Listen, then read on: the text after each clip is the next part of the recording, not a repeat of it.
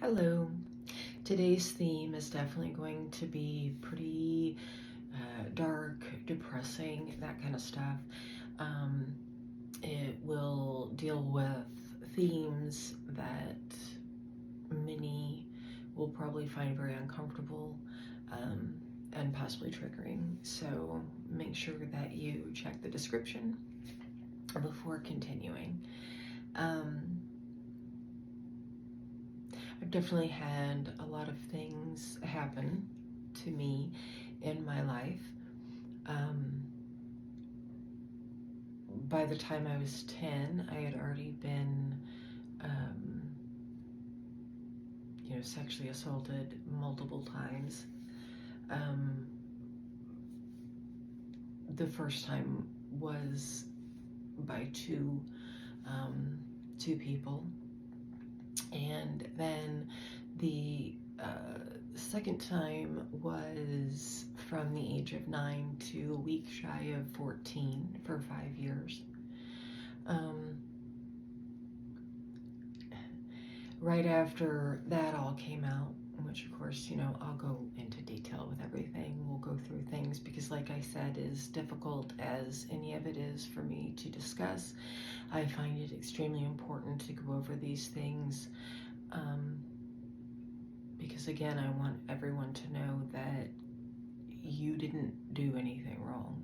I know a lot of people live with this guilt and shame and thinking for some reason that they did something wrong, and it is never you. And I do want people to know that they're not alone, and that I know what it's like to not be able to necessarily heal or move on from things, no matter how long ago it was, or no matter what other things you have going on in your life, because for some reason so many people that have not had traumas like this just feel like, oh, your life is doing great now, you should be able to just let that go. Like it really is just that easy. Like we choose to hold on to these kind of things. But yes, so a week before turning 14, it came out that one of my friend's stepfathers had been molesting me for basically 5 years, along with my friend, his stepdaughter. And then shortly after that, a neighbor, a direct neighbor to me, which was also the father of two boys that I had hung out with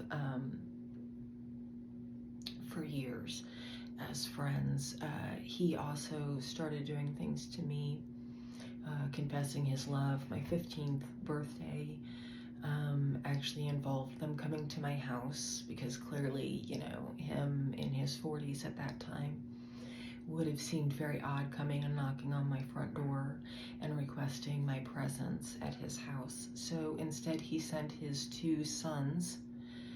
And like I said, they were younger than me. I want to say, 3 and 5 years younger than me. They had lived there for quite some time. And I'd known them most of my childhood. Like I said, all the kids in my neighborhood hung out with each other. Most of the people that lived in the neighborhood had lived there for a very long time, knew even, like my father grew up in that neighborhood, and so most people were even old enough to have watched him grow up, and so they knew me. And so yeah, all the kids kind of ran free in the neighborhood and played in all the different yards and knew each other. But they were significantly younger than me. So like I said, it was my 15th birthday. It started when I was 14, but this was my 15th birthday when he sent his two sons. So, they would have been like 10 and 12 years old. And so he sent his like 10 and 12-year-old sons to my home on my 15th birthday to ask me if I would meet him in the garage. And like I said, this was literally right next door to where I lived. And of course, I was immediately sick to my stomach. I was always sick to my stomach with anything that he had ever done to me. But so I went over there, and I remember garage. The garage door is open, you know, and which faces the alley. And he gave me a necklace. He bought me a necklace as a gift, told me he loved me, kissed me, and then told me to make sure that I listened to the radio at whatever time, I can't remember. This, you know, this radio station, this time, da-da-da-da-da. And it was later in the evening. I know it was already dark when I went and met him. My birthday's in March, so obviously I knew that's winter, you know, but it still wasn't getting dark until at least like 7. So, you know, it was probably like 8, 9 o'clock, and he was like, you know, check the time. Or, I mean, listen to the radio at this time. So I remember, you know, going back home and just feeling so, I mean, I literally walked in the door where both of my parents are sitting. I mean, they're sitting right there. We're just not even 100 feet away. This older than them, because my parents were very young compared to everyone else. So technically this man was older than my parents. And so I walk inside, like hiding this necklace, feeling so, I don't even know, every type of feeling. I mean, because there's a numbness, but there's also this pain and this fear and this, there's just so many feelings going through my little tiny, barely just that day 15-year-old head. And so I go into my room and I turned on the radio station that he told me to turn on, and I turned it down as low as I possibly could to where when my ear was to the speaker, because like I said, my parents are in this house. We lived in a small home. Even with my door closed, I guarantee you if they would have heard. And so I went into my room and closed the door. And yeah, I turned on the station, I put my ear to it, and I have it as low as I possibly can to where I know I can still hear it when it comes on, but they can't, you know. And I'm waiting and I'm waiting, and finally the radio DJ comes on with this birthday wish, and it is literally, you know, him talking to the next door neighbor, a recording, yeah, and you know, the DJ is obviously none the wiser on who he's sending this birthday wish out to, you know, the actual age. But yeah, it was like this 5-minute recording of the neighbor, who again is in his mid-40s at this time, talking with the radio DJ about wanting to send this particular song out to, you know, this woman that he's in love with, and it's her birthday, and he wants it to be extra, extra special, and she's just the most special person in his life. And the radio DJ is just talking about how sweet and how lucky this lady must be and feel and everything. And I'm literally sitting there, you know, listening to it so quietly. My heart is beating louder than that, waiting for like my parents to still somewhat hear it come busting in. And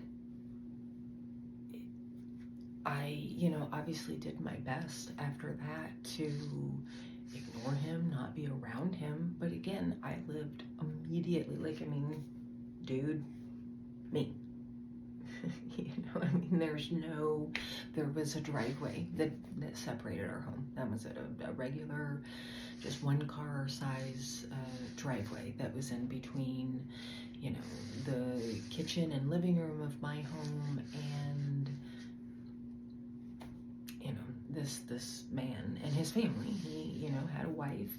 Like I said, they had 2 kids together, and then he had 2 other sons that were grown, that only, you know, but that I had met. I mean, it was a whole family, like I said, that had lived there for years, that I grew up knowing. And no, I never, you know, told my parents or planned on telling my parents, because, as I said, the time before that, which was about 5-year span, the reason that all came out was my mom decided to read my diary one day when I was not home. And I was at my grandma's house, which was 2 houses down.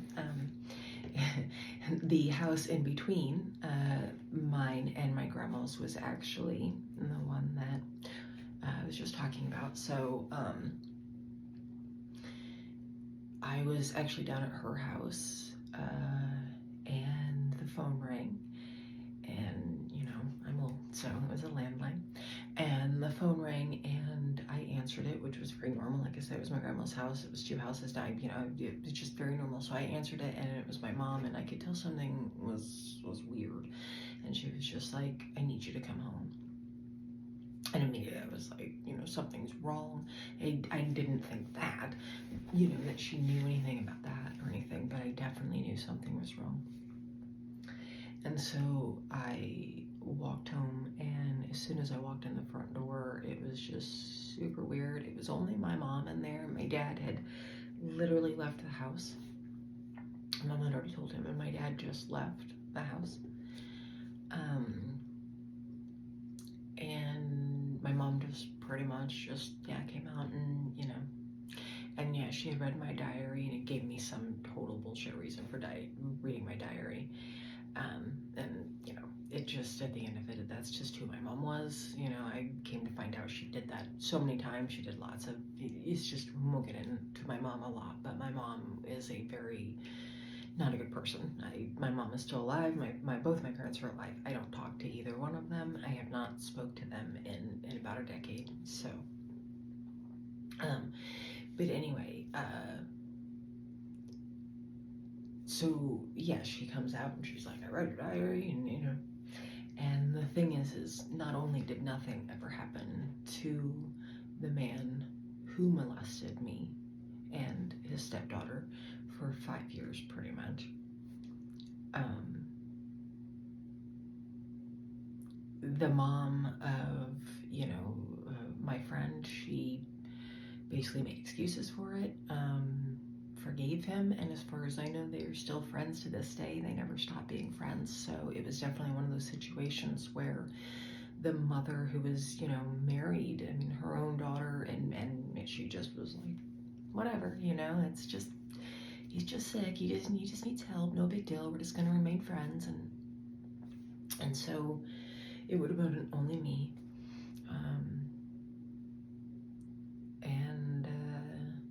Yeah, so it never went to trial. He never got in any trouble. And my dad clearly didn't know how to talk to me or handle the situation, so his kind of way was not at all. Staying out even more. I mean, he was always out, but it definitely was it was a different, I don't know, it was just this shift, and he was very uncomfortable. And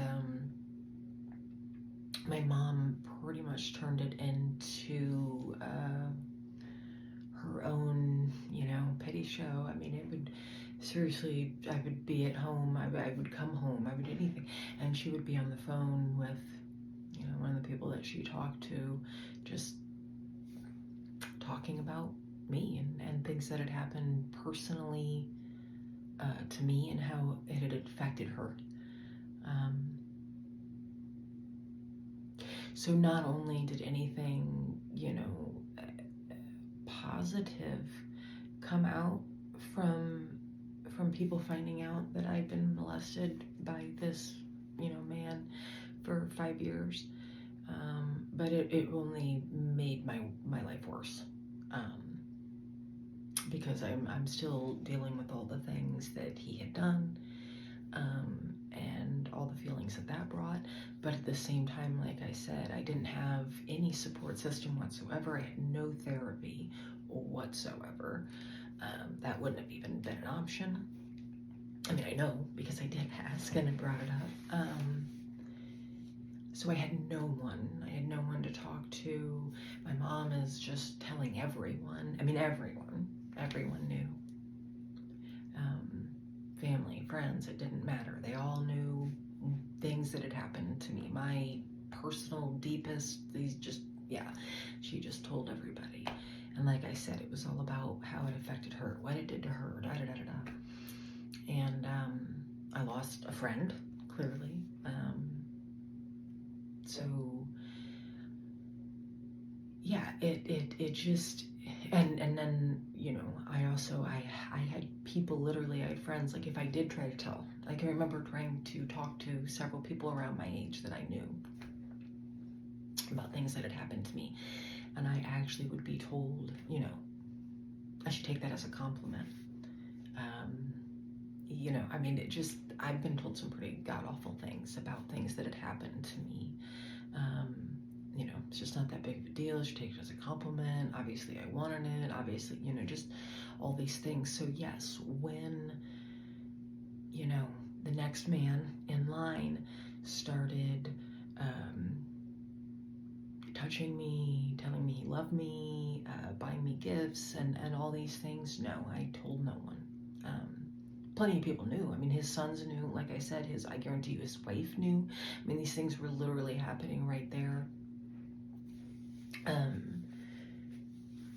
Pretty much right in front of her eyes. I mean, the boys knew, you know, they brought it up at some point later after they were older, kind of apologizing in a sense, but again, it's not their fault. They were, I mean, even when it, you know, at 15, you know, they're 10 and 12, and that's their father and their home, and, you know, I mean, but I know that the mom had to have some idea, at the very least, what he was doing to me. So it just, there never was a point in my life that even when people found out horrible things that were happening to me, no one cared. So yeah, I just never felt a need to say anything or tell anybody, because if I would have, it would have made my life worse. Even worse than the things happening in that moment. So I just dealt with it the best that I could and tried to get out of the situation as quickly as I could.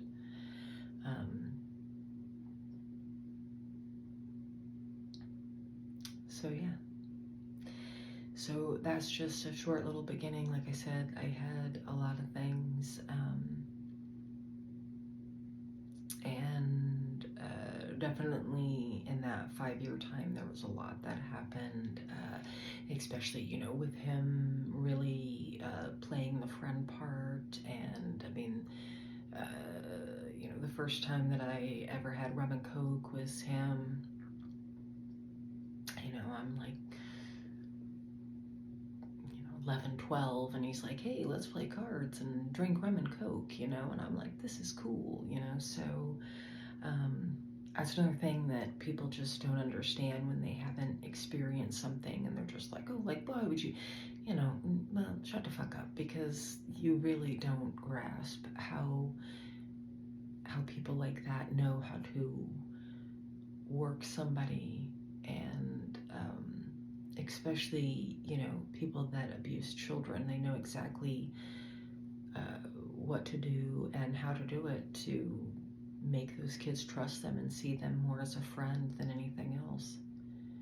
And so yeah, this is just me stopping in, making sure that you know you're not alone, that sadly there's a lot of us that have had some really shitty things happen, and not only have had that really shitty shit happen to us, but had no support system whatsoever, and just never really even had that opportunity to heal, get the therapy, get the help, the love, the understanding, any of it that they needed. So just know that I see you, I'm here for you, you didn't fucking deserve it, and yeah, so until next time, hang in there, everybody.